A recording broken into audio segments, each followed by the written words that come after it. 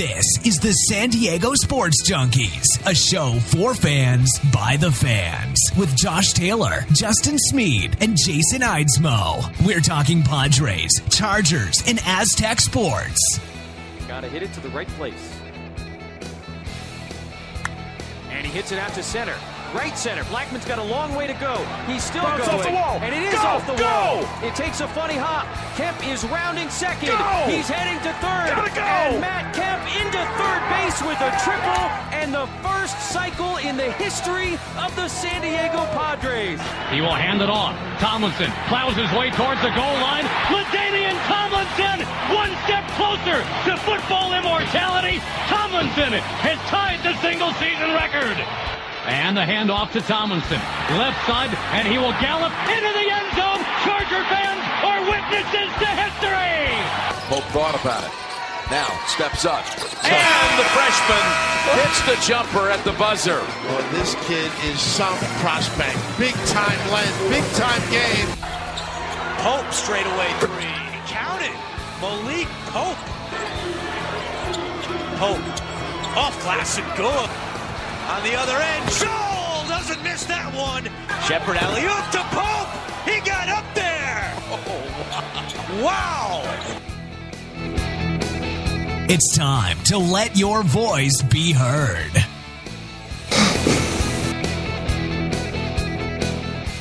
All right. It is Wednesday. It's 7 o'clock somewhere. That means, of course, it's time for the San Diego Sports Junkies. We wouldn't be the San Diego Sports Junkies if we didn't have technical difficulties. I don't need to explain to you, anybody who's ever listened to the show. Those weren't technical. Those were atrocious. Maybe, I don't know, maybe my computer thinks that it's didn't reset for daylight savings time or something, and and it thinks it's 7 o'clock, but it is now 8 o'clock, but we needed to get our very last show before the draft next week, because we will not be having a show next week. We will not be having a show next Wednesday. Instead, we will be heading up north to Casa de Jake Hefner, and we will be doing a live draft show. We're going to be hopefully going on the air about 2:30 or 3 o'clock. We're going to do a pre-draft discussion. We're going to shut down. We're going to have a few adult beverages, and then we are going to be back on at 5 o'clock when the draft starts, and we're going to be doing our show all the way through and probably a little bit past when the Chargers do draft 7. I do want to welcome who's going to be on the show today. Of course, I'm Jason Eidsmoe. We got Justin Smead. Justin, how are you, man? Good, buddy. Thanks for having me. It's been a while. Yes, it has been a while, and then we made you delay another hour. It's all right. Jake Hefner, thanks for hanging in there, Jake. Appreciate it, and welcome back to the show, man. Always happy to be here with you boys. You paused there for just a second. I thought maybe we didn't have you.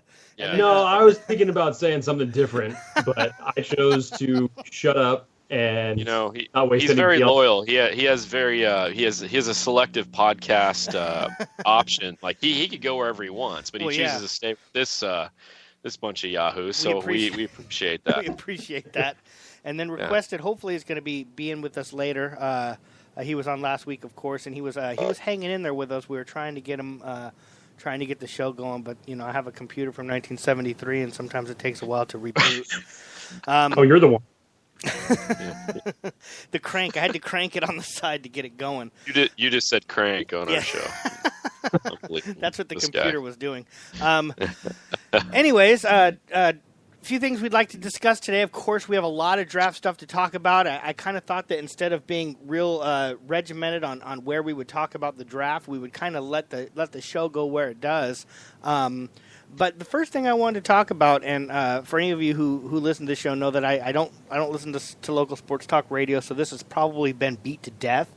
They were reporting and talking about Joey Bosa has not shown up for the voluntary workouts. Now, I know Phillip Rivers didn't show up; he had a commitment, and then Melvin Ingram, of course, hasn't signed his 1-year contract, so he hasn't reported.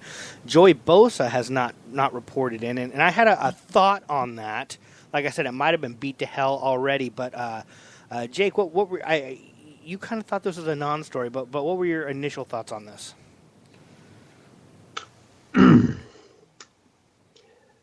Jason, with all due respect, sir. Mm-hmm.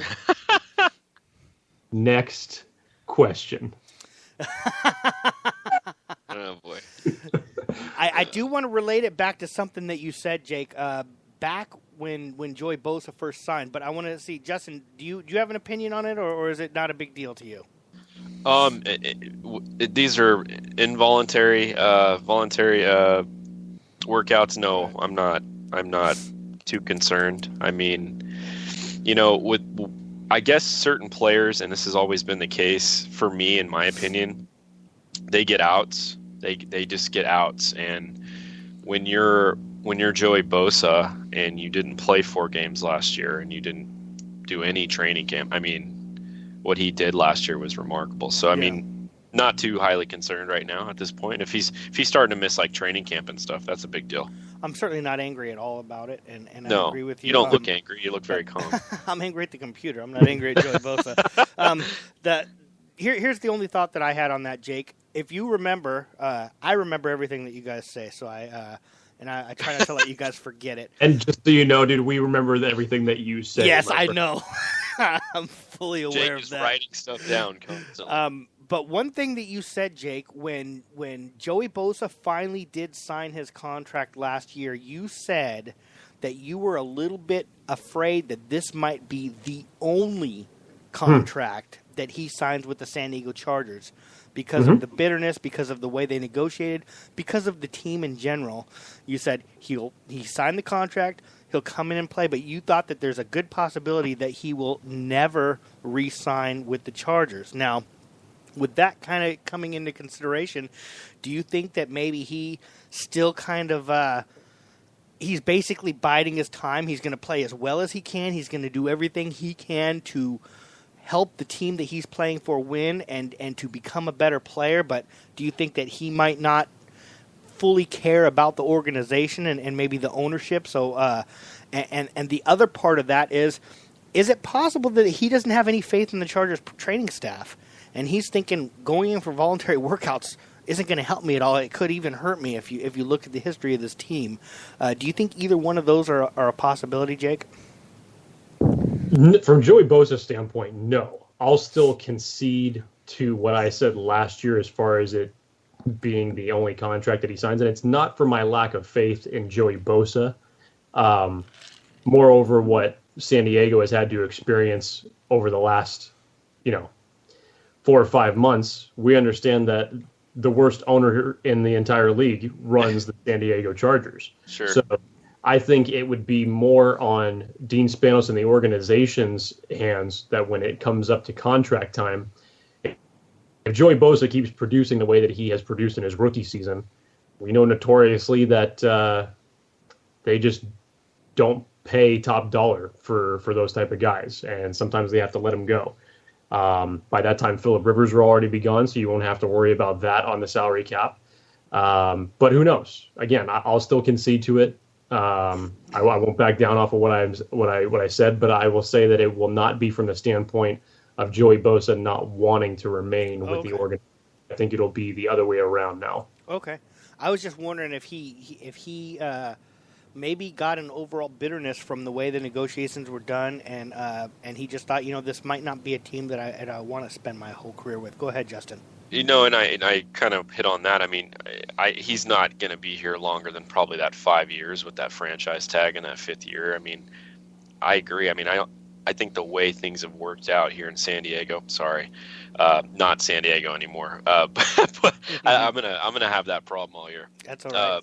The problem with the organization as a whole, and especially Dean Spanos, and the way things went down. Yeah, I don't see him staying longer than that 5th year. And probably holding out because you have the option to do another franchise tag a 2nd year, right?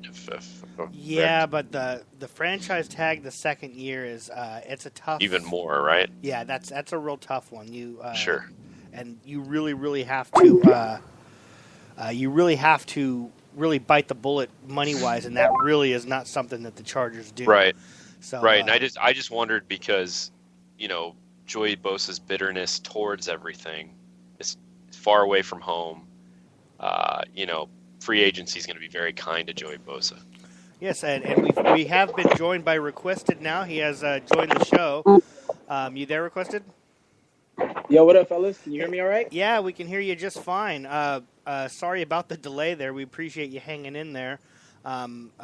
Requested has been a regular part of the show for a few weeks now, so he hasn't really got to fully experience all the problems that can happen on a podcast. He's kind of starting to get a hint the last few weeks, but the luckiest man in the world. Yes, don't worry. It'll this is the norm. You'll get used to it real quick. What we were talking about before we talk about draft is Joey Bosa not showing up for voluntary workouts. Kind of a non-issue, kind of a non-story. But I was wondering if that was possibly because he's a little bit bitter with the organization, and he has no faith in the Chargers training staff. If you look at the recent history with injuries and everything, do you think that either one of those are contributing to him not showing up for voluntary workouts? I mean, I hope so. I hope it is. For selfish purposes, first of all, and secondly, because I mean, if you're his agent, you got to stick it to him a little. Like, hey, you had a great season. You missed the Pro Bowl because they were screwing with your money. So we don't need to go run around in shorts in a place we're not even going to play football. And let's go to Florida, the Mecca, where we pump out pros and make Lynn and company sweat it out a little bit. They'll be all right. Yeah. I was just kind of curious how everybody was thinking about that. That was my first thought, and I wasn't angry at all. Like we said from last year, we missed him the first 4 games, and he produced a full season's worth of stats from 12 games. Moving on to the draft, like we've said, for anybody who's been with the show for the last few weeks, we know that Jake has been looking forward to the draft since week 12 of the 2015 season. Yeah, there you go.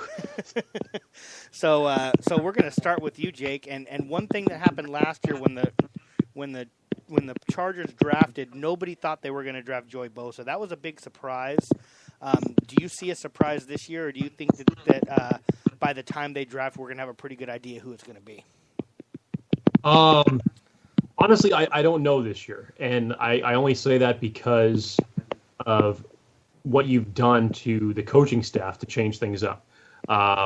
You have to believe that Anthony Lynn is going to have some type of opinion in it. Again, I think we had talked about this a couple of weeks back, where this is the first time since 2007 where the Chargers have had not only a new head coach, but a new offensive coordinator in the same year, back to North Turner, Ed Cottrell. You on both. Uh-oh. Jake's cutting in and out. He's underwater. Yeah. Can you hear me now? Oh, we can now, yeah. Nope, we can't now. There's those technical difficulties we talk about requested. This is why we moved over from Skype to the most professional podcast. Well, we can't figure out how to use the other program. Requested, what are your thoughts on who the Chargers are going to draft this year? Do you think it's going to be a surprise, or do you think when they get ready to pick 7, we're going to all have a pretty good idea who it is? I like what Jay calls it.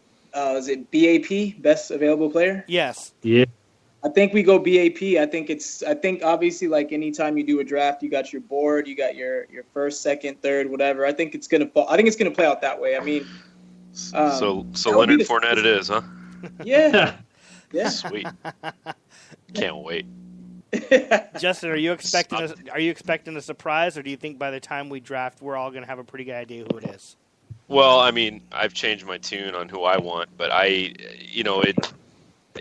think if you're going to go safety, I think we all knew the choices. I think if you're going to go lineman, it's the kid out of, I want to say, Wisconsin. Ramchick. Yeah, so you just, yeah, I think at that point you're going to find out who's going to fall right before you. Yeah, I mean, that's the Chargers' MO. Like, they pretty much, they don't really surprise too much, you know? You're not going to see them wheeling and dealing too often.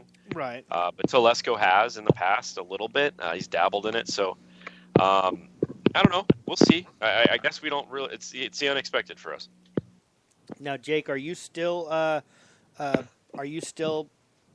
assuming that the Chargers are going to be drafting a safety, or are you still kind of up in the air over that? I think that's their highest priority when it comes to need. And I think they are going to be in a position possible to draft two of the best safeties, hopefully, if the draft ends up falling it that way. Now, I know Justin and I, before we took our hiatus, him and I were banging the drum hard for Hooker out of Ohio State. Right. I since have changed my opinion on who I would rather have from my evaluations, and I honestly would rather take Jamal Adams out of LSU. Yeah.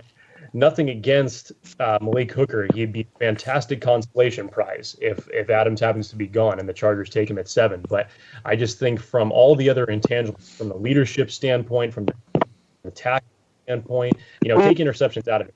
Malik Hooker is going to beat Adams by a mile there. But from overall production and consistent years outside of just one season, I think Adams is going to develop into an outstanding pro, would be an immediate leader in that locker room, and definitely fill the void left by Eric Whittle last season. Yeah, that was the next question I was going to ask is do you think that, we'll start with you, Justin, do you think that the Chargers, when they're drafting, not only are they looking for ability, but are they looking for leadership skills as well, you think, especially in the first round? Yeah, and that's why, I've changed my tune on this draft, and I've even changed just total position change. I'm not even talking safety anymore. I don't know what the Chargers are going to do. They're a new town. I don't know what their plan is. New coach. Who knows what he's thinking, right? We don't know. This is a new era for them, for us, I should say. But I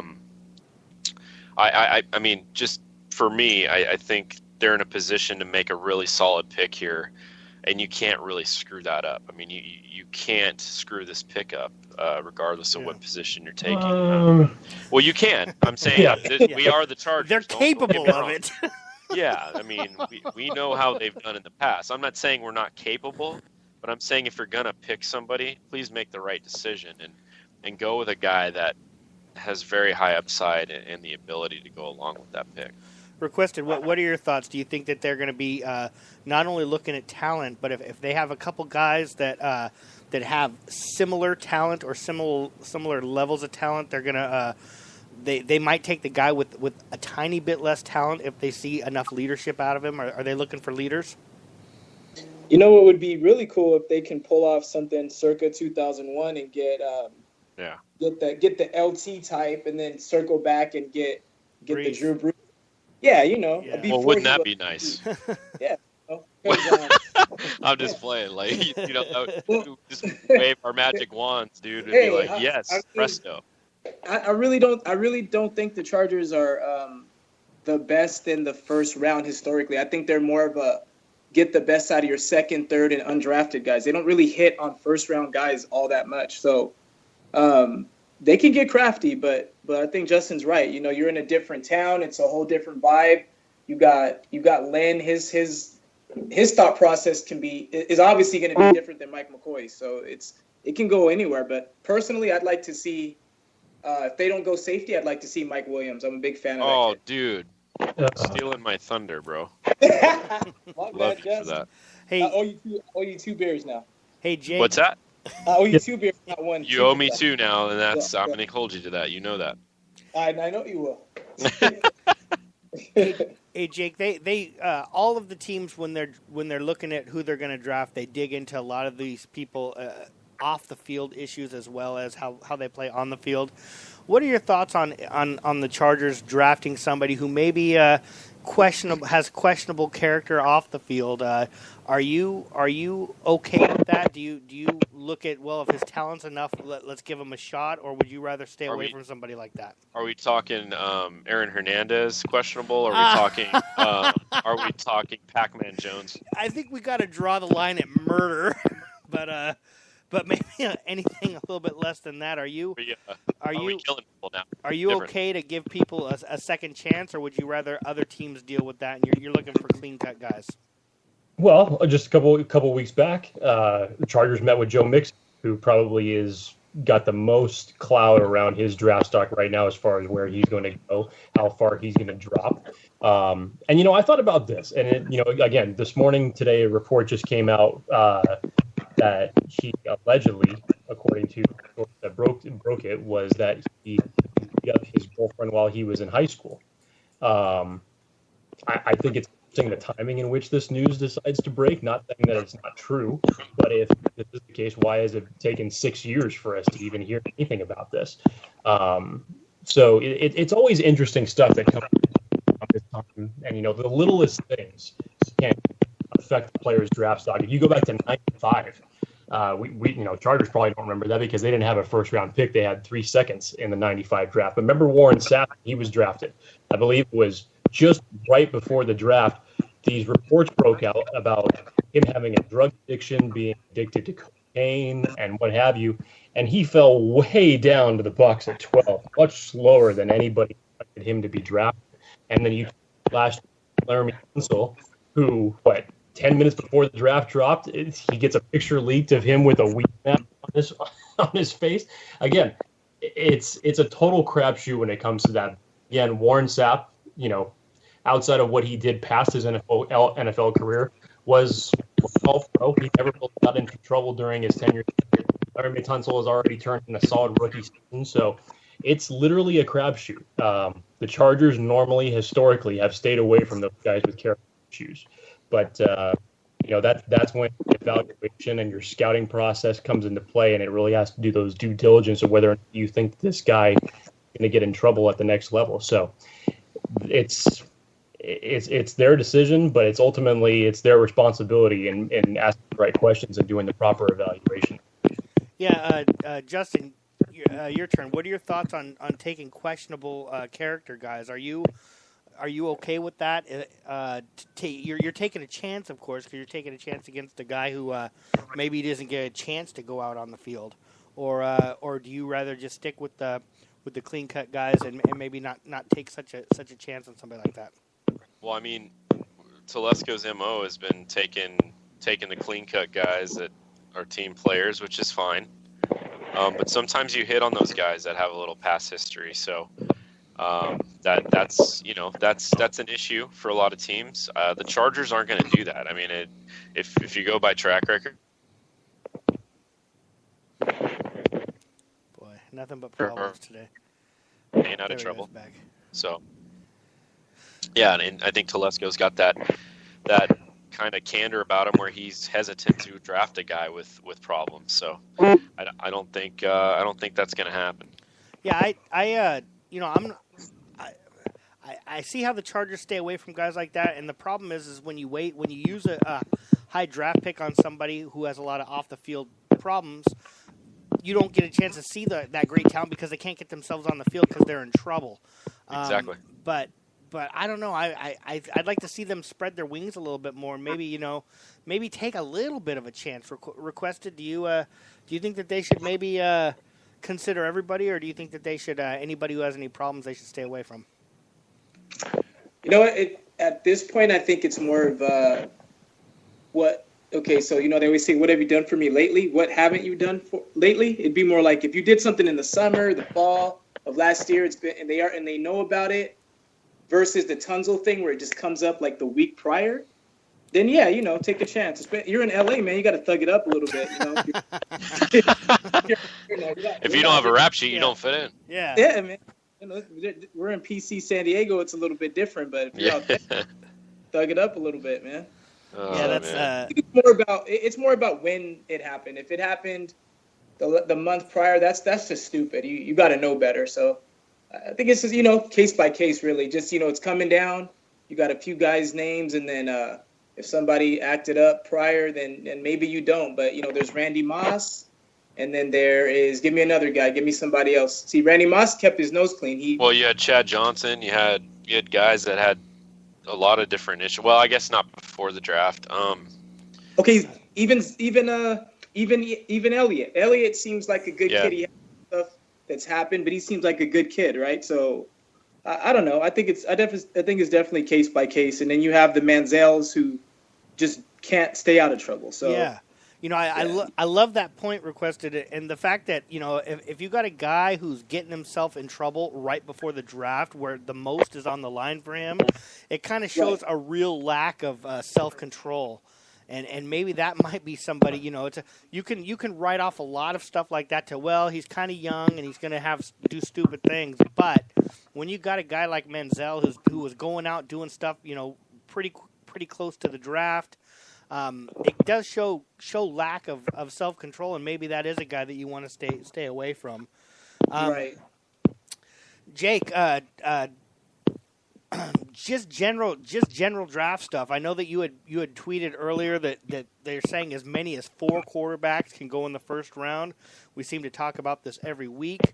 My first question to you is what are the chances that one of those goes to the Chargers? I hope you say 0.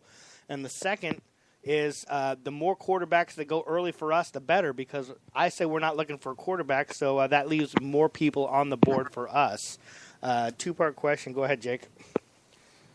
Well, you never can say never, unfortunately. And, right. Justin made it clear. This is a different organization with 2 different, big-time coaches, Anthony Lynn, Gus Bradley. You just never know what the change in philosophy is going to be. Lynn's going to come in and run a completely different system than what old ball Coach McCoy used to run here. So it's ultimately going to be, what are they going to collectively do as a team, weigh their values, hopefully, and not just look at one guy who should be there. But I disagree, Jason. I think that the less quarterbacks go, the better. And, of course, I'm of the philosophy that I am still waiting, tick-tock, for the Chargers to trade down, for the love of God. So the sentiment that up to 4 quarterbacks could go in the first round, I've got Deshaun Watson, Trubinsky, Patrick Mahomes, and who's the other one I'm thinking of? Not Kaiser. Maybe just 3. Not that Notre Dame dude, right? No, I think Kaiser will ultimately slip down into the second round. But who knows? There could be a few surprises.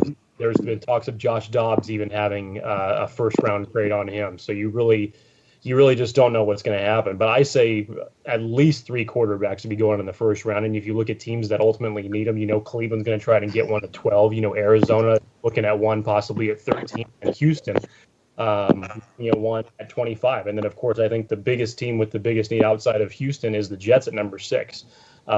So there could be a lot of the Jets have needed a quarterback for years. I mean, they're the one team really in the offseason that just has not done anything to uphold that quarterback position. And the funny part is they have like 5 quarterbacks on their roster. It's just it's unreal. They don't trust any one of them, which is crazy. If you have 5 quarterbacks on your roster, you have no quarterbacks.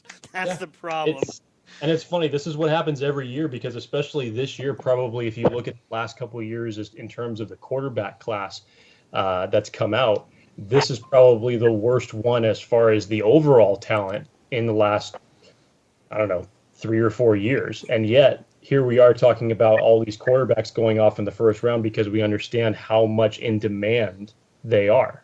And again, these are not guys that are going to come out and start day one. At least most of them, but it's a great class for developmental prospects that you can put behind a starter for 1 to 2 years and have them be your starters down the line. Well, I think this is a perfect example of me coming out, making a statement, listening to what Jake has to say, and then folding like a cheap lawn chair. And that's because I actually have already flipped over, and I agree with you. I agree with you, Jake. I think that now that the more I think about it, the more quarterbacks that stay on the board when we get to 7, the more chance somebody's going to want to trade up with us and us move down. And I actually like that. Requested, what are your thoughts? Do you want to see do you want to see the Chargers trade down maybe, or so you hoping that there's some quarterbacks on the board there when we get to draft?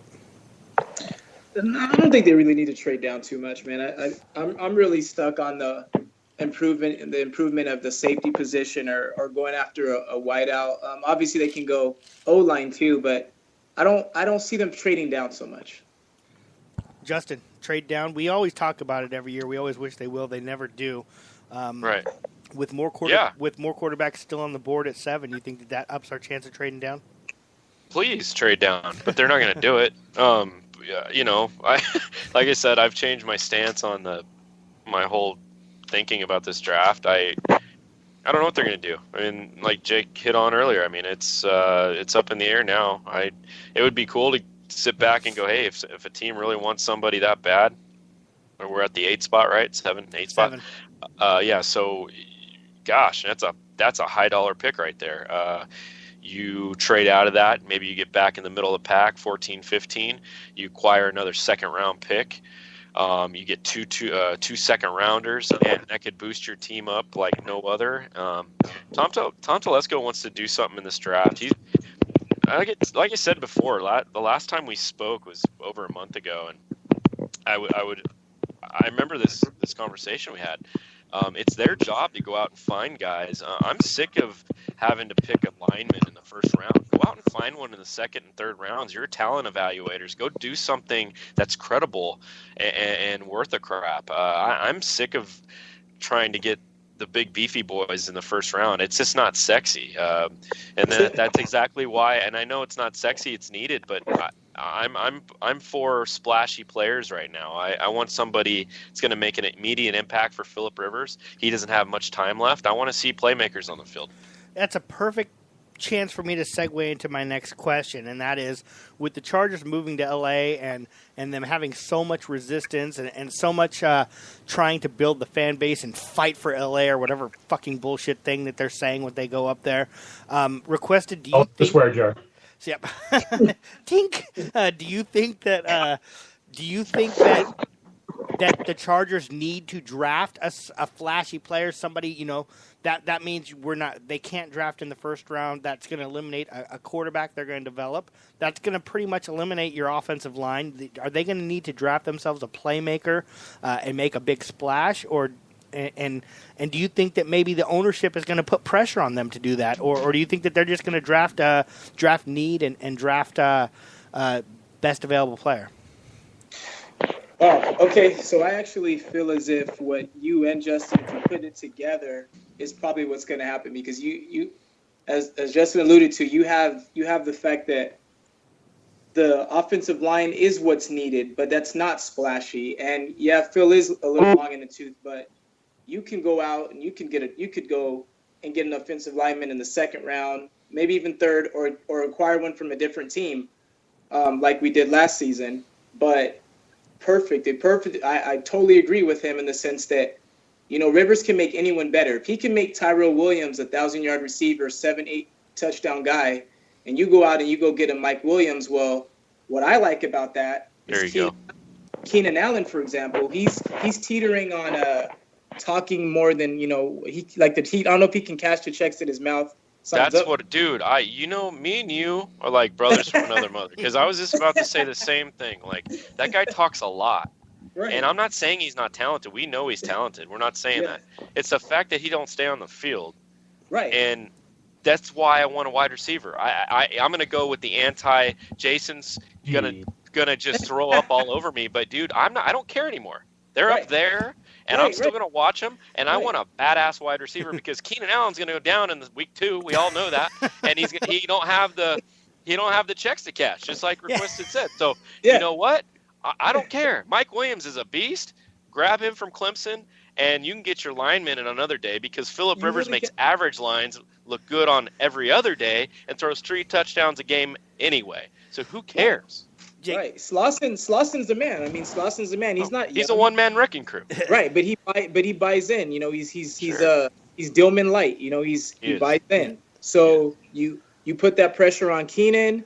You got, I've said this ad nauseum. I love undrafted guys. So Tyrell Williams, Dontrell Inman, come to the crib anytime you want. I mess with you guys. You guys are dope. Like, hard workers will always give you their best effort. Sure. But when somebody's a prima donna, they get that check. They get a little too cute with it, man. And I want to see that kid work. I want to see him sweat it out. I want Mike Williams to come, tear it up, and put pressure on Keenan Allen. I want this team, if they're going to do what they want to do, as a consumer, I want to get what I want. I want to see straight up competition. I want to see them go hard. I'm tired of all this talking. They need to show up. Well, I know what we're saying makes these other two guys sick to their stomachs, because I was a guy last year that said, no way, you cannot do wide. I mean, you can go wide receiver, but it's not what you're supposed to do. It's not politically correct in the draft world. So that's fine. But you know what? I don't care. This is a different Chargers team to me now. I'm going to follow them. I'm going to love them the same. But I'm kind of like turning the page. Hey, let's leave those sexy linemen in the 3rd, 4th rounds. Let's hit on those guys. Let's find diamonds in the rough, and actually do your damn job and do a talent evaluation. Jake, Do you think the ownership is putting a little bit of pressure on the coaching staff and the general manager and all of those guys to draft somebody who's going to be a bit of a playmaker, a little bit flashy, because they're moving up to LA? Jason, I think that you've been extremely rude by not explaining to me that we've had Matt Millen on this podcast. No kidding. Do not confuse me with Matt Millen. Hey, Matt Millen drafted 3 wide receivers in the first round 3 consecutive years in a row. This is a guy who had DeMarcus Ware on the board and chose to draft Roy Williams instead. So, I apologize. Matt, hello. Thank you for coming on the show. Welcome. Yes. Come on. And look, I understand exactly what Ed just saying. I understand the need for wide receiver. I understand you're trying to get Phillip Rivers more weapons. But at 7, if you're telling me that this is what the Chargers would take at 7, unless Myles Garrett is on the board, I'm taking Mike Williams. That's all. Nobody else to you other than Myles Garrett or Mike Williams is your choice at 7. No, I have other choices, Jake. I would like Jamal. Jamal Adams. Jamal Adams, I think it is, but I like him, and I love Malik Hooker. I do. I've convinced myself that we need Phillip Rivers to have some help, and I don't care what our line looks like, and I really don't care what the safeties look like anymore, because what do safeties actually provide? They provide what as rookies? What are they going to do? That's my worry. That is my worry about drafting the safety. That's the whole thing. You're going to draft a safety. Okay. Fantastic. It's a whole nother game in the NFL world when you're transitioning from college to the pros as a safety. Safety secondary in the NFL is far different from the collegiate ranks. We all know that. Now, it's going to take time for him, just like the kid we wanted last year, and I wanted him too. But it didn't work out. He went to Jacksonville. I just look how that worked out for them. Well, he's okay. Yeah, he's pretty good. But it just... we don't know if we're going to hit on those guys, right? It's not Rodney Harrison back there. We don't know that. And Rodney Harrison wasn't drafted, I don't think. But what instantly can make our offense better? You lose a Danny Woodhead in the offseason. You got to get some guys, man. You got to just go out and do it. I'm tired of all this. The defense is going to be fine next year. It really is. Look, there's no question that there's no such thing as a sure thing when it comes to the NFL draft. I mean, nearly 50% of the first round picks don't end up panning out to do anything. Right. But when it comes to a wide receiver in the first round, see page 46 and Craig Davis. Few and far between. I get it. So, this has probably been the only draft where I've wanted a wide receiver. Yeah. There's so many wide receivers, though, in this draft, honestly. Second, third round that you can pick up that Phillip Rivers, like you guys said, can make any average receiver turn into a great receiver. Yeah, but let's make a badass wide receiver a badass-er wide receiver, if that's a word. Let's do that. Is there a badass wide receiver out there? Yeah, Mike Williams at 7. Let's get him. Wow. Is he badass, though? Is he really badass? I'm going to table my comments right now because I'm more in shock that I'm hearing this right now from Justin. Yeah. And I think that Justin's been waiting this entire month to just let this out on everybody. And so I'm going to give him the floor right now. I'm going to go in the corner. Help in some group therapy. I'm going to go take a sedative, and I'll be back in 5 minutes. Well, let me ask this. Does anybody remember, and I'm putting you all on the spot here, but does anybody remember a safety being drafted in the first round that made a huge contribution in his first year? I'm not saying they can't be good eventually, but we need somebody now. We need somebody who's going to come in and make a good contribution now. Does anybody remember? Who's the kid that the New York Giants drafted 2 years ago in the first round? It was like at number 20, and that dude has turned out to be a complete stud. Shoot. I'm talking about the first year he played, though. Was he a stud the first year he played? He was also productive in his first year. Because that's what I'm thinking. How often do you see that? Guys step right in and productive. I mean, remember just a few years ago, you wanted the Chargers to draft Clinton Dix so bad, and he's a solid safety, but his first year he wasn't that great. Yeah, I mean, it takes a while. The safety, right? That's what I'm saying. Yeah, it's a crazy thing. They can turn out to be great, but that's a tough position to learn in the NFL. It really is. But yeah, no, it's like Jake did. the bottom line is wide, and I know Justin was talking wide. Landon Collins. Landon Collins? There you go. Okay. Landon Collins, that's who it was. Okay. Solid NFL safety stud. Yeah, but I just don't see it. I just don't see. I don't know. I don't know. And I'm flip-flopping all over the place. And next Thursday, I'll probably be back on safety. I don't know, because I'd like to see him trade down. That's all. I'd like to see him trade down. How far down, though? If you're going to say that, like, what is acceptable to 15 you to 20. as a fan? 15 to 20. That's what I'm thinking. Yeah. I would say 20s. I would say early 20s, and I say this from the standpoint of, you could dropping from 7 to say, let's say it's Houston's pick that we trade with at 25. You're going to be able to get a quality offensive lineman at that point of the draft, something that's actually worth that 25 slot draft value. And then moving up that many spots to grab that, you're going to get a nice little ransom in return back. So you come back around in the second round, you then can acquire a safety in the second round, possibly address your quarterback situation, possibly address your wide receiver situation. So anywhere in the mid-20s would be fine with me. Yeah, safety, and wide receiver, Jake, you said, and tight end, too, are pretty deep in this draft this year. Is that correct? Every position, really, aside from quarterback and offensive line, is extremely deep in this draft. So then maybe. So you're telling me there's another Mike Williams out there? Am I telling you there's another Mike Williams? I'm telling you that there's a Corey Davis. I'm telling you there's a John Ross. There's other wide receivers. Plenty of. There's a Tywan Taylor out of Western Kentucky that caught more 40-yard passes during his college career than any other draft prospect. But Phillip can't throw 40 yards anymore. So that's the question. Hey, you wanted to be wide receiver. What is it you're looking for? In that case, we might as well just draft Ryan Switzer out of North Carolina if we can't throw the ball 40 yards. Is that Barry Switzer's nephew?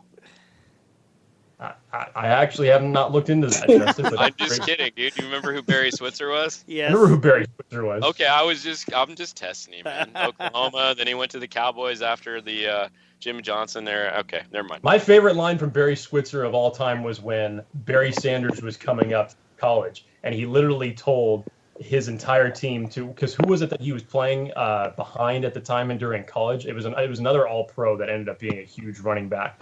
Whoever that guy was that was playing ahead of Barry Sanders, Barry Switzer told his entire team to not injure that guy because he didn't have to play against Barry Sanders. That's funny. Requested. I know you said that you want to see the Chargers keep their position. You want to see them draft at the number 7 spot. The other three of us are all kind of excited about them trading down, which we always get excited for, and it never happens. If the Chargers did trade from number 7 to number 25, would you be disappointed, or would you be all right with that? I'd be cool with it as long as they have a plan. I mean, I would assume if they're going to do that, then they're going to go logical, like you said, O-line, and then maybe circle back and get a quarterback like I don't know how good this Kaya kid is. I didn't really read up or pay too much attention to the quarterbacks, but there's all that speculation where there's smoke, there's fire. So they probably do want a quarterback. So you go predictable O-line or maybe somebody on the D-line and then come back and get one of those quarterbacks because they are probably more developmental type guys. Phillip's not going to hand over the job as nice as he is. He's not going to just give it away. So I can see him doing something like that. But now let's throw something into the fray and make it a bit different. What about a running back? Because I really don't like after Melvin Gordon what you have. So what about a McCaffrey? What about a Fournette?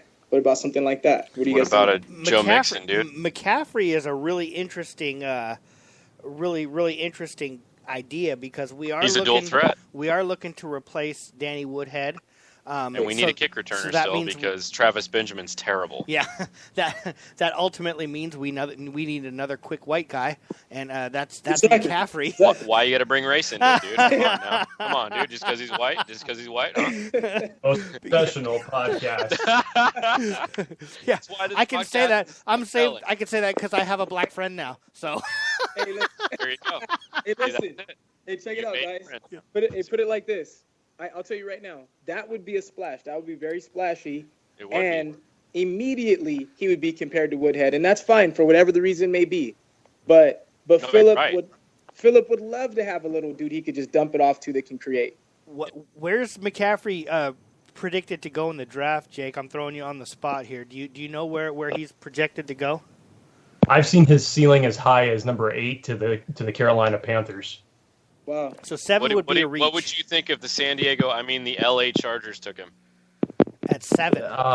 I would be surprised no matter where they took him if it was 7 or 25, to be perfectly honest. Really? You would be surprised? Like, why, though?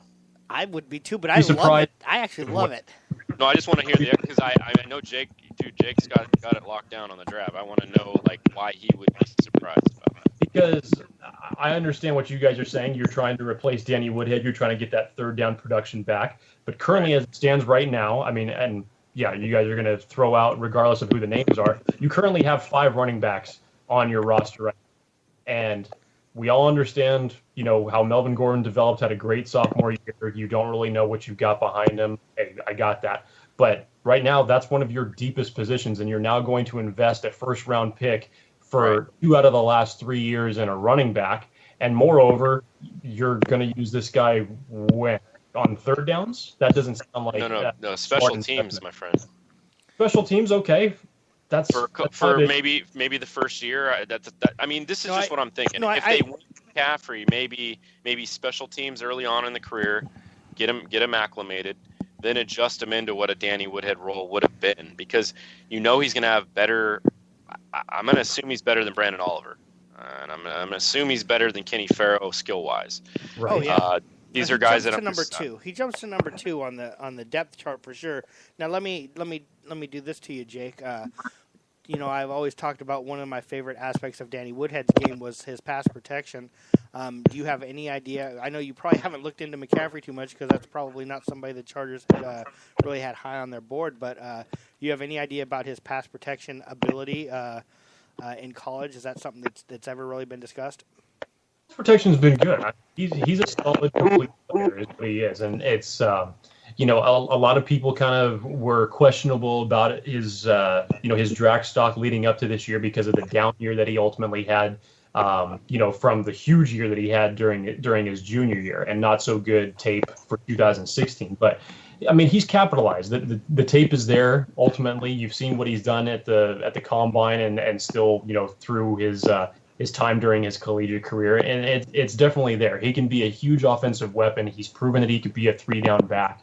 He's going to be able to do it at the next level, and he's just a smart, intelligent guy. And the versatility that he brings to the game, both as a runner, receiver, and a pass protector, is right up there. I mean, a lot of people have said. I mean, I've heard rumblings saying that he should be the number 1 running back taken in this draft over Leonard Fournette, over Dalvin Cook, over a lot of these different guys.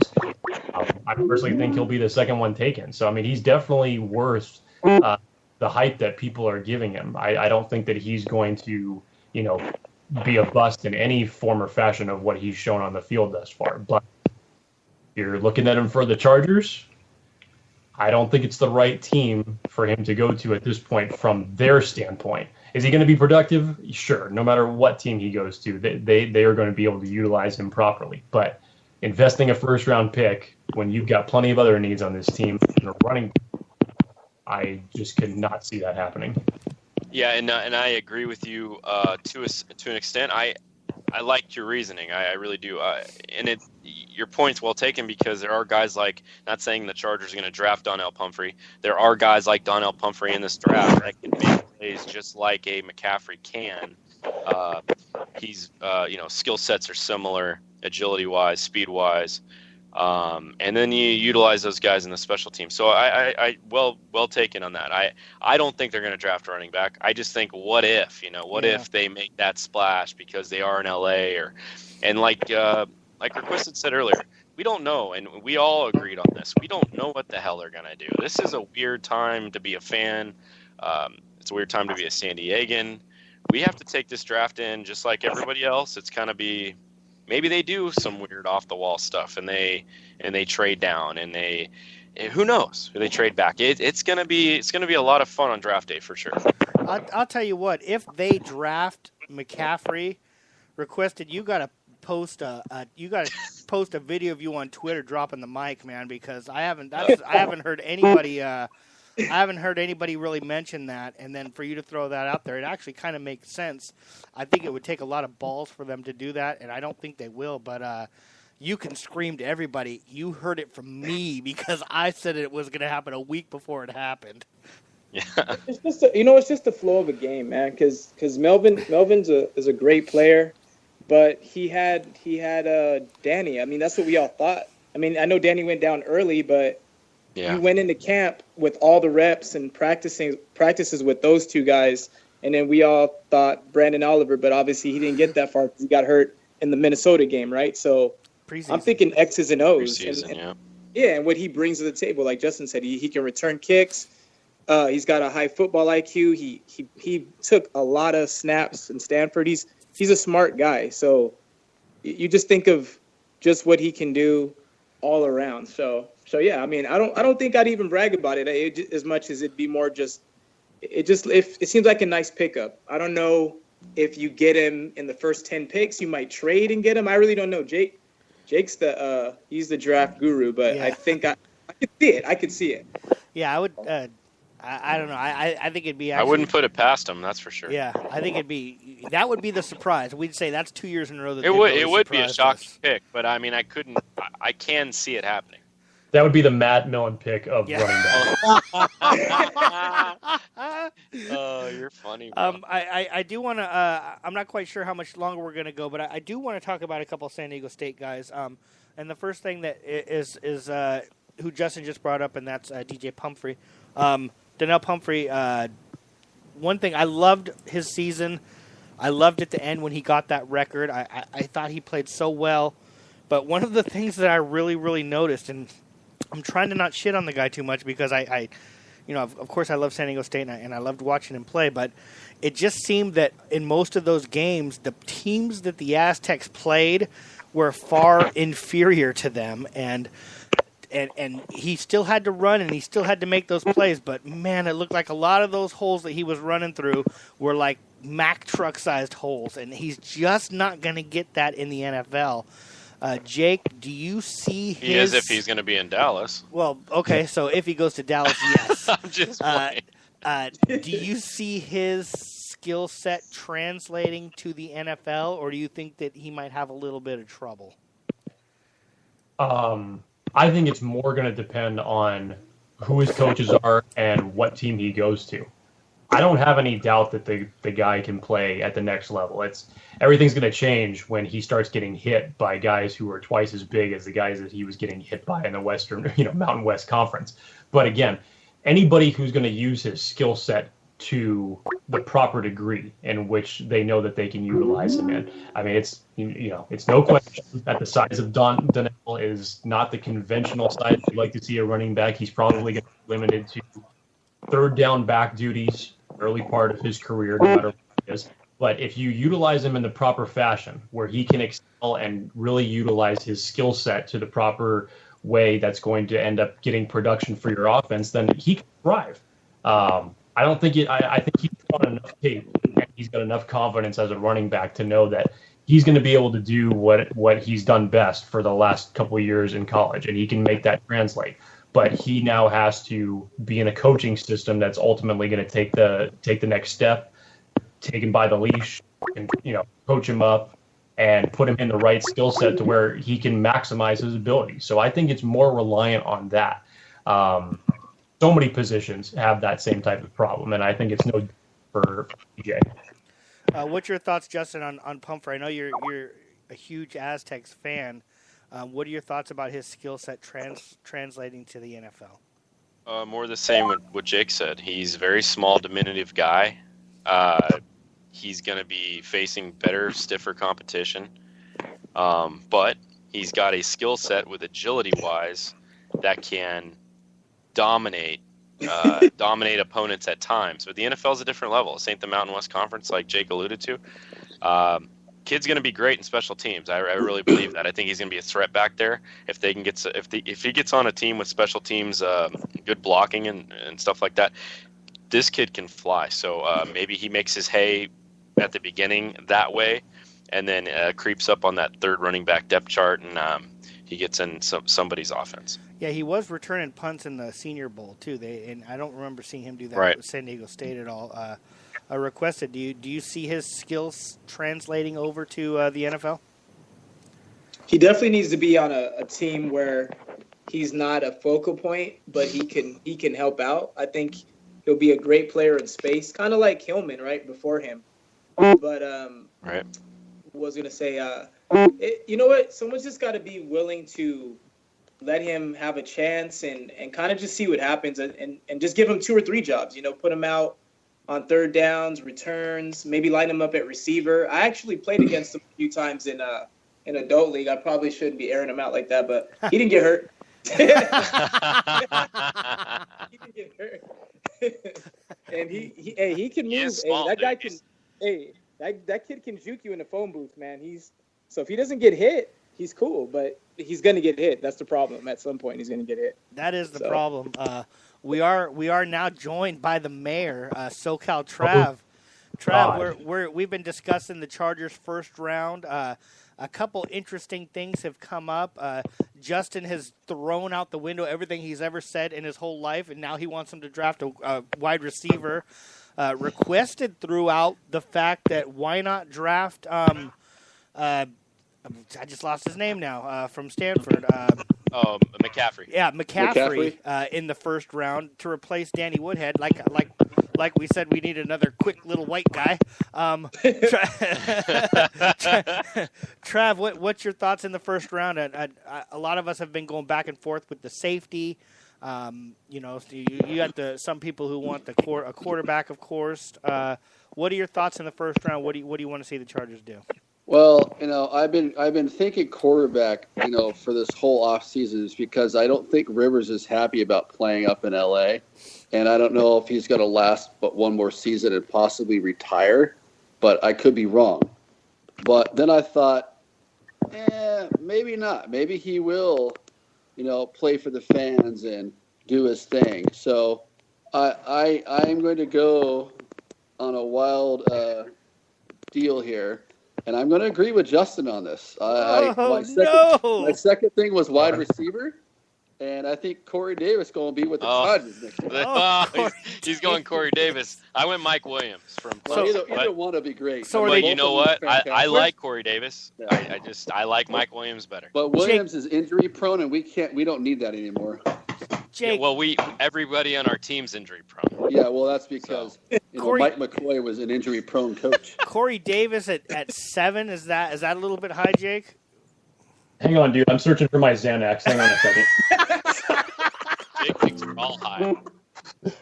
Well, I thought about Deshaun. If it's going to be a quarterback, it's going to be Deshaun, no matter what. But I think the Jets are going to take Deshaun at 6 because they don't have a quarterback.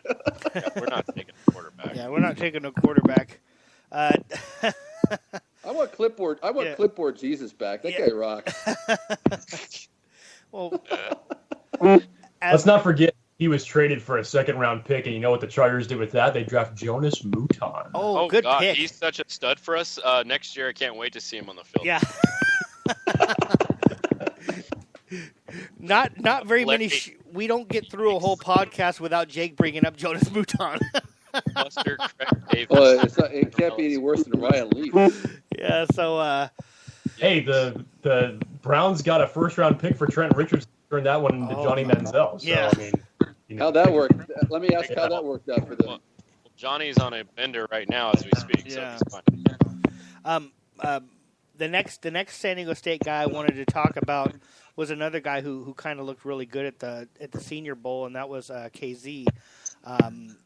They got him listed right now when you see on ESPN and they're scrolling through like their top whatever. They got him listed as a nickelback, not the band, but the player. We'll start with you, Jake. Do you see him having a successful? I like the aggressive way that he played when he was at San Diego State. With his skill level, will that style for him translate over to the NFL? Like I said before, San Diego State played a lot of inferior teams this year, beat up on a lot of inferior teams. He's not going to have that in the NFL. Do you still see him having a successful career and maybe being able to be a starting nickelback his first year? For sure.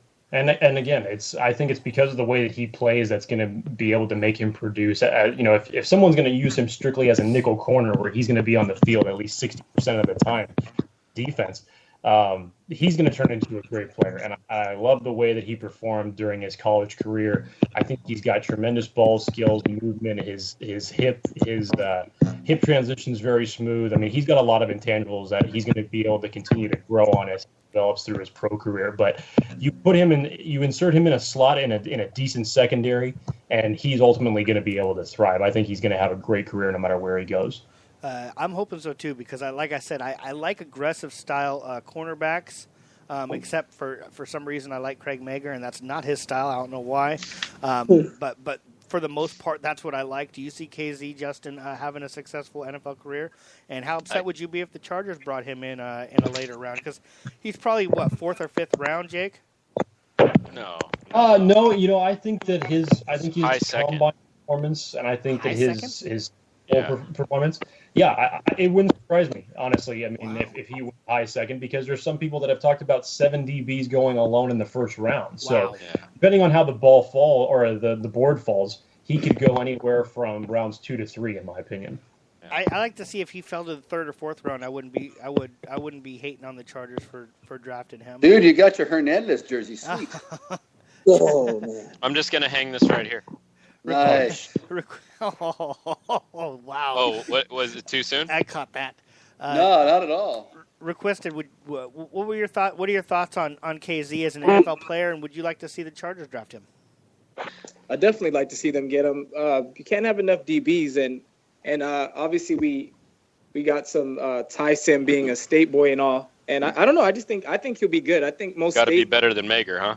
Yeah, that can't be too hard. But you know what, guys? I know you guys all know State until recently didn't really have the teams, but they'd always have the individual players that would go out and have good pro careers. So I think the sky's the limit for him, and I'm not sure where he ends up. But if he does end up in a place where he's valued, like Pittsburgh, Tomlin and those guys, or New England, somewhere where defense is just an actual value, then I think it's just going to be more beneficial for him versus just kind of going to a crowded place. San Diego seems a bit crowded, at least right now, but not to say he couldn't make his way up. But I think he's going to be a great pick, and I wasn't sure where he was going to land. You guys were saying second round, maybe?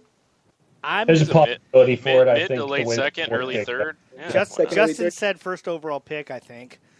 Okay, that works. If Casey gets drafted by Seattle, he's going to have a fantastic career, no doubt about it. Well, yeah, because Richard Sherman won't be there to haggle. That's one. He's gone. Just know how to coach up DBs better than anybody. Yeah, What if he went to? Hey guys, what if he went? It seems like a bunch of Aztecs for Raider fans, right? What if he goes over there and gets with Pags? He will. Don't worry. Now that you said it. Yeah. Travis, the rich gets richer. KZ, I'm thinking third or fourth round. I know that that's probably a little low. That probably shows how much I know. If you saw him drop to the third or fourth round and the Chargers took him there, would you be happy with that? At this point, I nothing surprises me with this damn team anyway. So, they he would take a wide receiver. They'd probably try to sign Hernandez from the dead. I wouldn't be shocked. I mean, nothing surprises me anymore. These guys, it really doesn't. Any other? But I said, go ahead.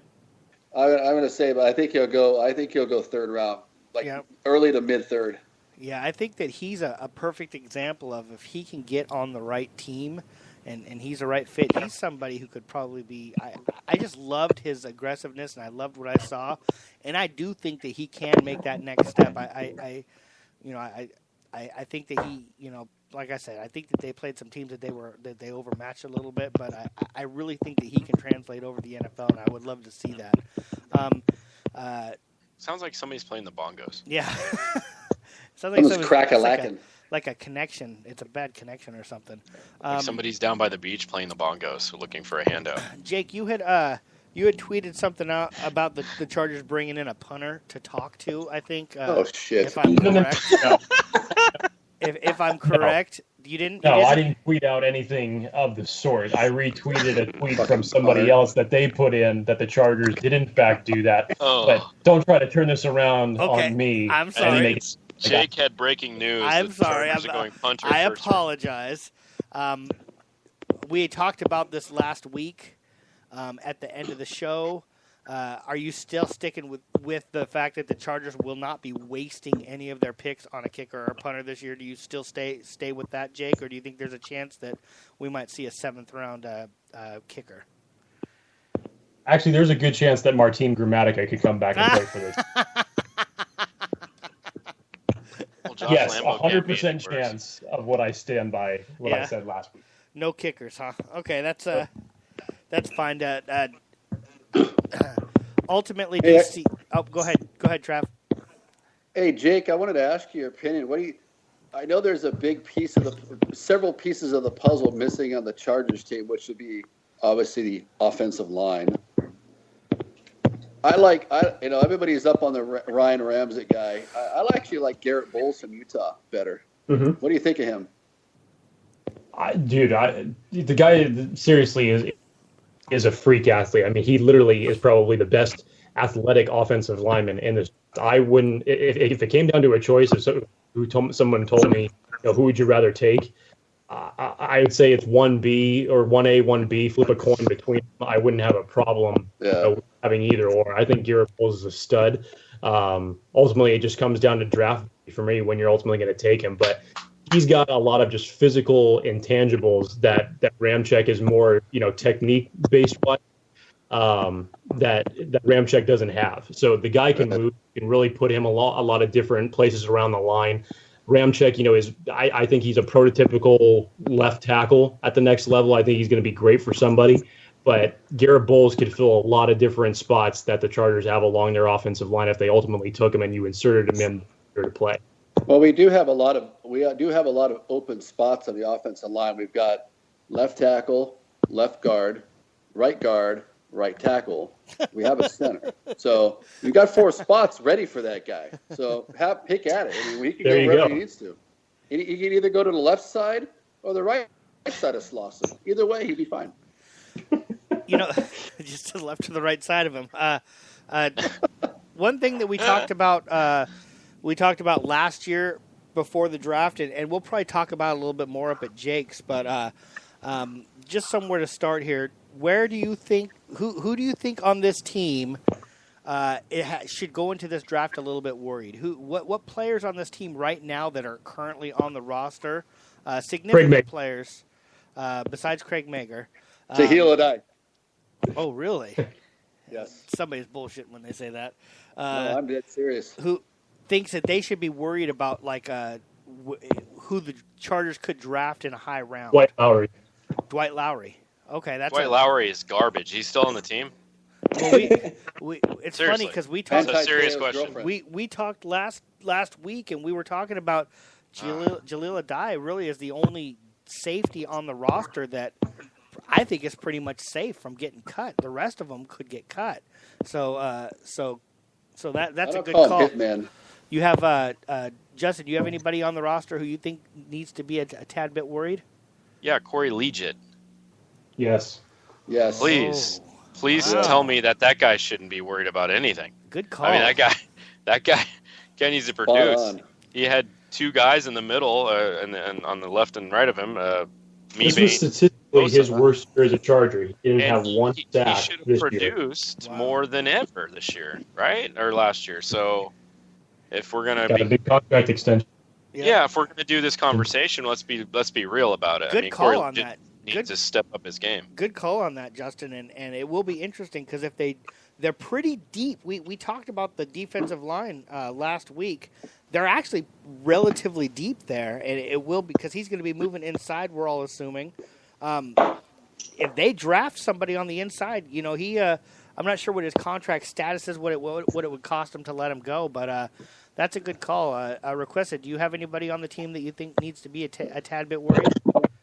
Man, so I'm over here thinking about people, and none of the people's names were as big as Corey Liuget. So Justin, take mic drop on that one. Yeah, we should have had him go last. Killed it on that because I was thinking his name's come up a lot. We were talking about Atauchu.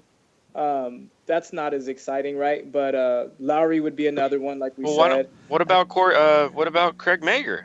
Craig Mager Jason said significant players to be significant. worried. He's not okay. Sorry, I thought you meant. Okay. I don't think anybody would be. I don't think anybody would be surprised if Mager got cut. To be honest with you, I really don't. He's going to have to. This is not only is this a do or die season for him.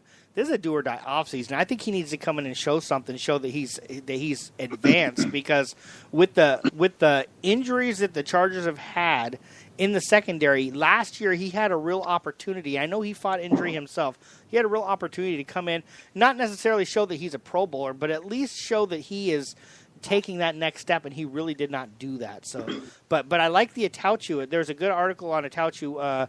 I don't know if it was on ES. I don't remember. I was reading. Really left out. It was actually from the San Diego Chargers of Costa Mesa, Los Angeles. Yeah, it was directly from them. It was like feeling left out or something like that. Oh, okay. Yeah. Is that where it was from? Just interesting. Put out this article. That it was basically a lost season for him, and boy, was that right. It was a lost season for him. He really disappeared last year. And he has a lot to prove, but I actually like that. That's a good call. I think he has a bit to be worried about. San Diego Costa Mesa, Los Angeles Chargers. Trav, who do you think needs to be? They're worldwide, man. Who do you think needs to be worried, Trav, on this? Who do you think should be worried on this roster come draft time if somebody drafts it high at that position? I'm still laughing at requested San Diego Chargers, Los Angeles, yeah. Costa Mesa Chargers, whatever the hell it was. City of Angels Chargers. They're everywhere. I guess we could say they're bi-coastal. Mm-hmm. They're by something. They are. Worried, I'd say, on this whole. Are you talking just the whole team in general, or just offense or defense? He said significant. He said significant. It has to be a significant player, though. It can't be a chump. Yeah. Oh, can't be our punter. Fuck. Right. Or at least a high draft pick, because Atauchu wasn't a significant player last year, but he's a high draft pick that and we can't anymore say Teo because he's gone, but I hate to say it, but I'm gonna say concussion man, Jahlil Adai. Really? I mean, I'm sorry, but he just didn't he just get an extension? He did. But it doesn't matter though. I mean, he's always busted. He's always hurt. He's always because he's a human catapult. You didn't get a chance to listen to my me coming to his defense last week because I've been a real I've had a lot of bad things to say about him, all throughout this season, and I just saw a different guy when he came back from that final stupid shoulder injury that he got, which was a stupid out of bounds hit that should have never happened.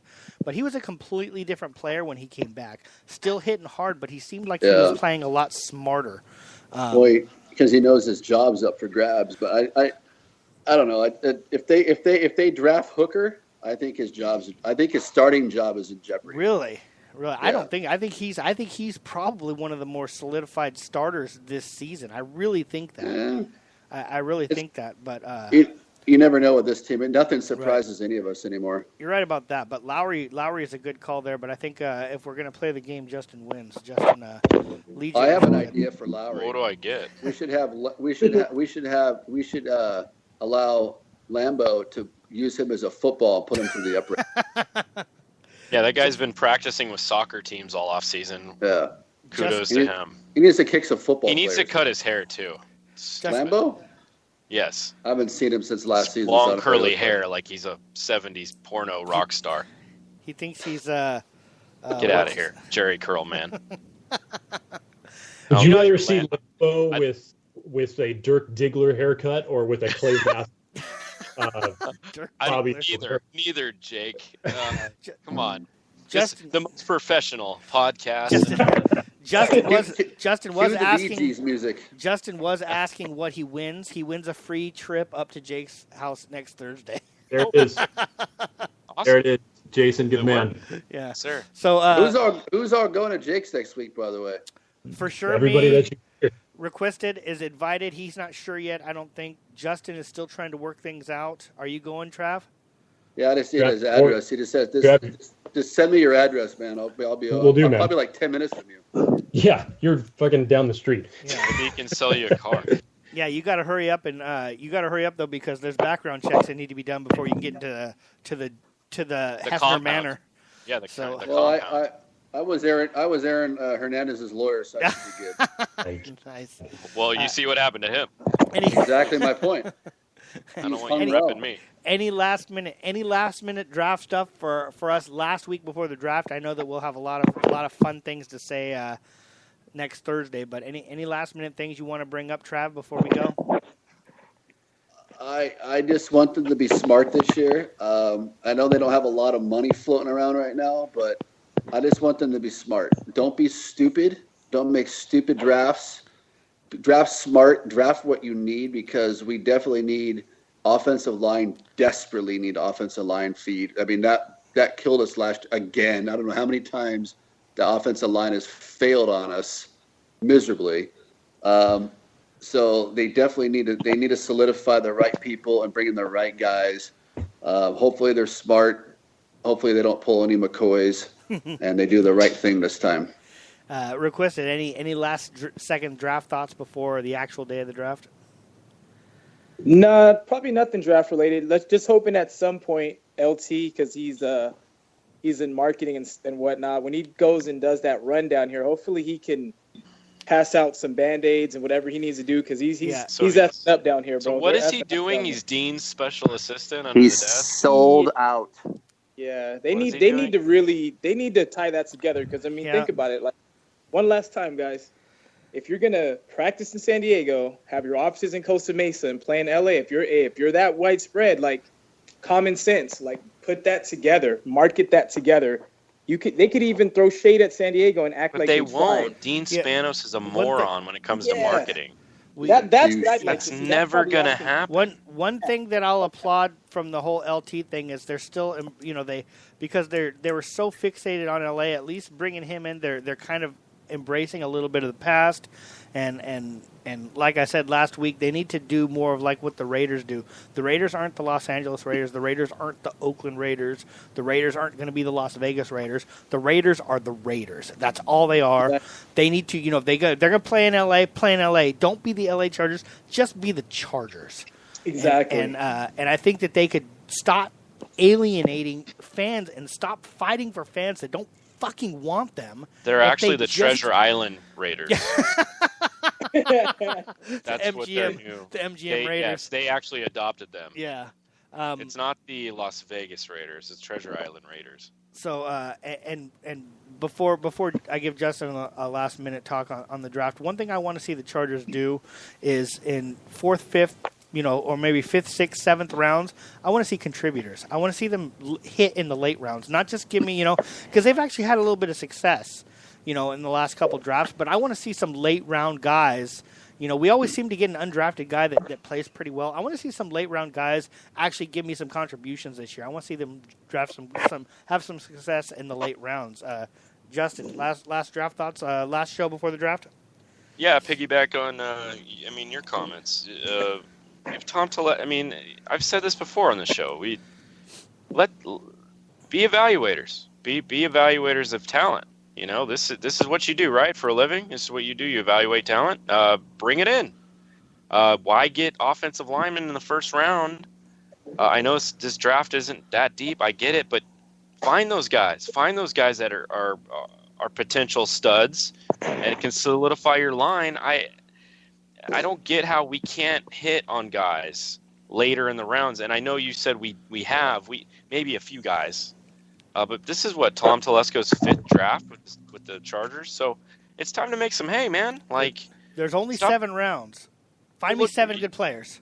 And Tom Telesco's tenure here, he's had 1 winning season. So if I'm doing my math correct, you're not doing your job right. So why are the Manti Te'os leaving? Why are the DJ Flukers leaving? Why these guys should have been here for 10 years? Yeah. Sorry, not 10, maybe 8, 9, whatever it is. Just do your job. Make sure it's a better job than you've been previously doing. So it's nothing special in the draft for me. It's get talented players, but get them in every flipping round and hit on these guys. I know it's tough. It's a draft, but God, it's how many times does it take to have one singular amazing draft? You can have one draft you can be very proud of. Yep. And I know that the GM does a lot of stuff, but 70% of what he gets paid for is the draft. So let's have some success here. Jake, any last minute thoughts on the last show before the draft? Yeah, again, I'd like to thank Matt Millen for joining.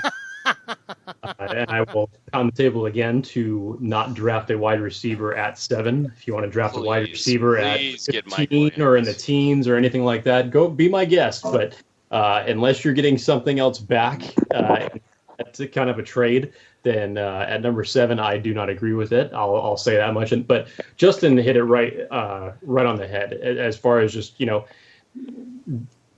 You've had your entire team now for the past year coming up to this moment in time where you're going to put all that to the test.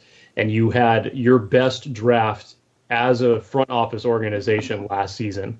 What are you going to do now to piggyback off of that in terms of finding talent while you still have a franchise quarterback and do everything possible it is to have this team win?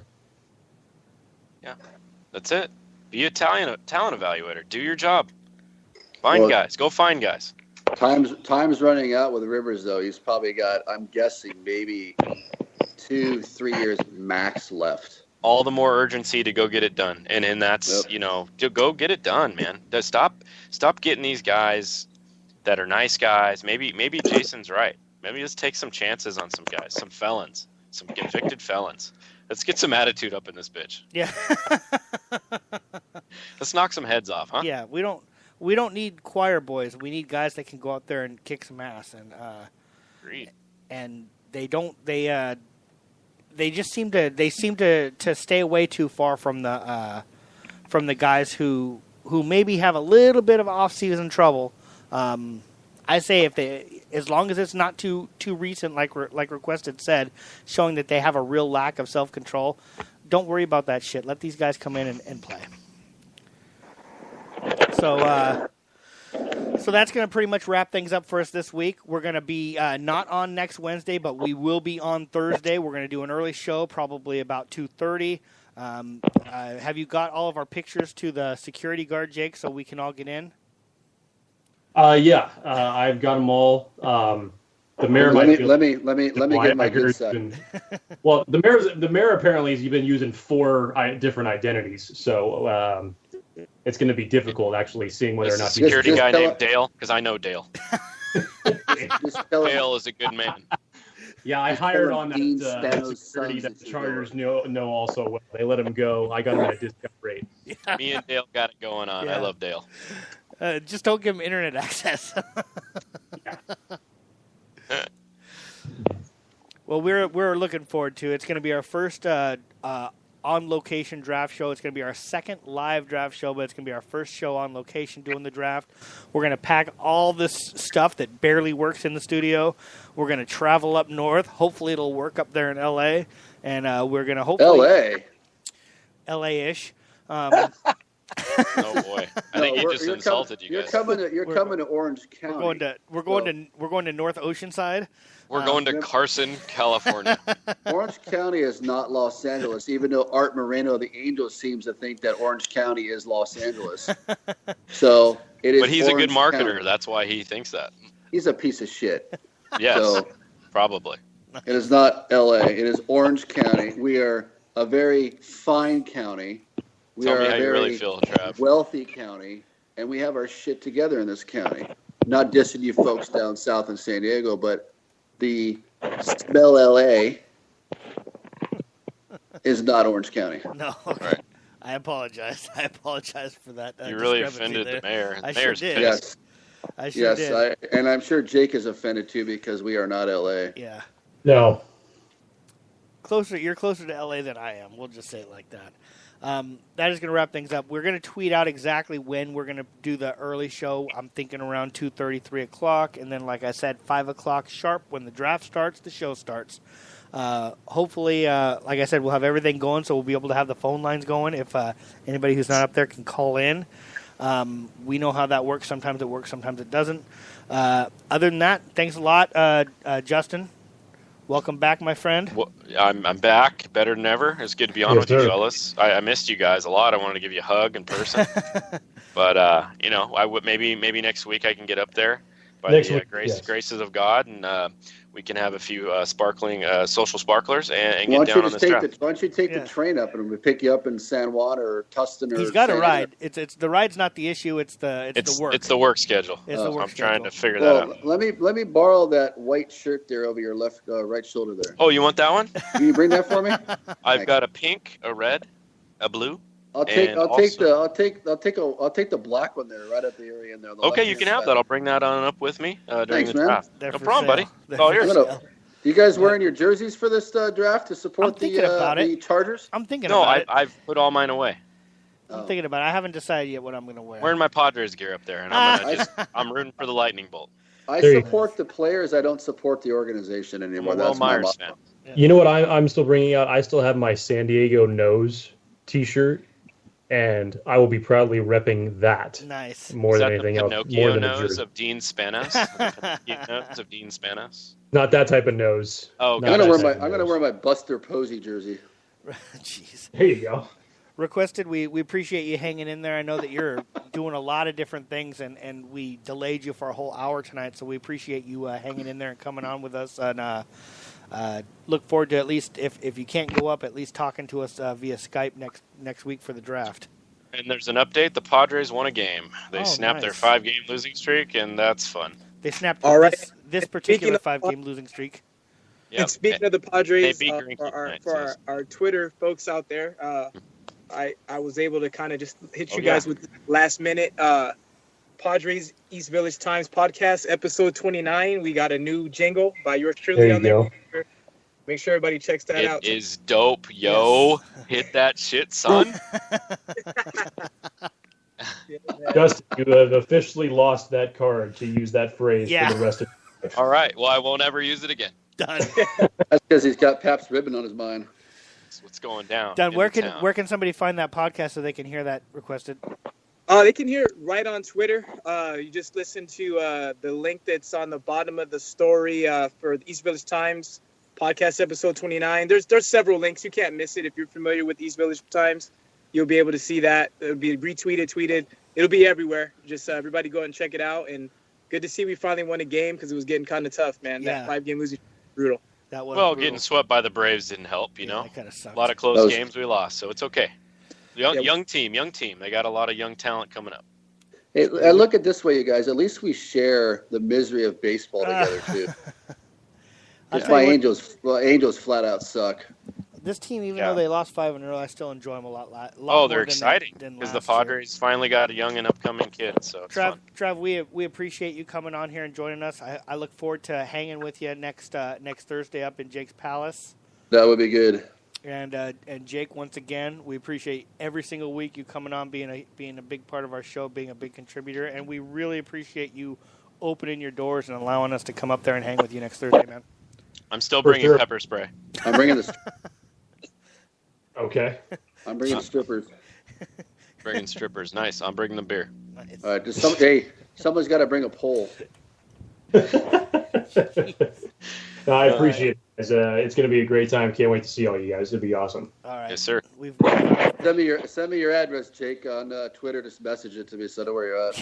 Tweet it out. Tweet it out. Yeah. Everybody. Good idea. DM me and let me know turn where into you're at. party neighbors. Yes. All right, we've gone off the rails. I think getting a late start has screwed all of us up. I appreciate you guys all coming on. That's going to wrap it up for this week. We will see you not next Wednesday, but next Thursday live from LA. Talk to you guys next week. Peace. Good night. Orange County. Orange County, sorry.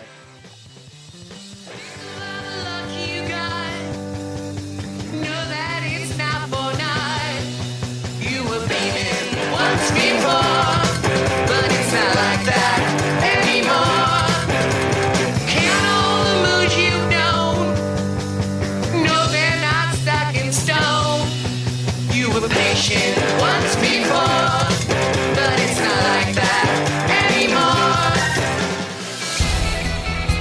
Thank Thank you for listening to the San Diego Sports Junkies, a show for fans by the fans. Brought to you by Cali Comfort, home of the low and slow barbecue, and SK Digital Imaging with Josh Taylor, Justin Smeed, Jason Eidsmoe, and Mike Maciejewski. Subscribe to us on iHeartRadio, on Spreaker, and on iTunes. Visit SanDiegoSportsJunkies.com for all your Chargers, Padres, and Aztecs news.